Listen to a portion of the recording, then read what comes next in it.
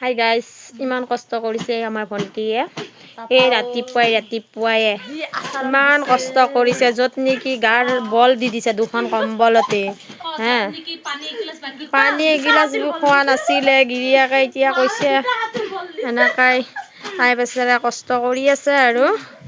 আকৌ আমাৰ ঘৰতে আহিছে, তাৰমানে তাই বোলে দমকল মাৰিব নোৱাৰে। আমাৰ ঘৰত আহি টেপতে আৰু ধুই আছে আৰু মটৰৰ টেপটো খুলি দি ভাগৰে লাগিল দুখন কম্বল ধুইয়ে। হাই গাইজ, তাইৰ কাৰণে দুটা লাইক আৰু কমেণ্ট কৰি দিবা আৰু হা। অ' মা আধা বা এনেকা কাপোৰ ধুলে আৰু কাপোৰ হৈ নাথাকে আৰু গাইজ। এয়া দেখিছে নহয়, কৈ বল দিছে বা ইচ, ইমান কষ্ট কৰিছে গাইজ। ইচ ৰাতিপুৱাই তাকো হা, বেয়াও লাগে সেনেকাই। টেপটো খুলি নিদিয়ে কিয়? সেয়া টেপ খুলি দিছে, দেখিছে না? সেয়া ধুই আছে আৰু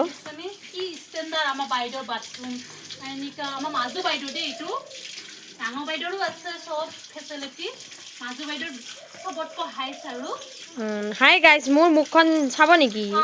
দেখাই আছো ৰ'ব। এইজনী ডাঙৰ বাইদেউ হা, পেনটো ডাকো দিছে জাঙিয়া দিছে, ডাঙৰ বাইদেউ জাঙিয়া নীল। তাই আকৌ এই সৰু ভণ্টি আকৌ কম্বল ধুই আছে।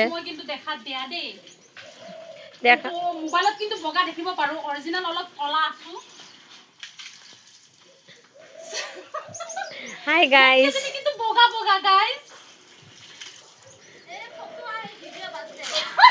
তাই এয়া পেন মেলি কেনে আহিল, এয়া জাঙিয়া মেলি আহিলে হে। হাই গাইজ, মোৰ মুখখন দেখুওৱা নাই, চবত থাকি মই ইমান এটা ধুনীয়া নহয় হা, সেইটোৰ কাৰণে মই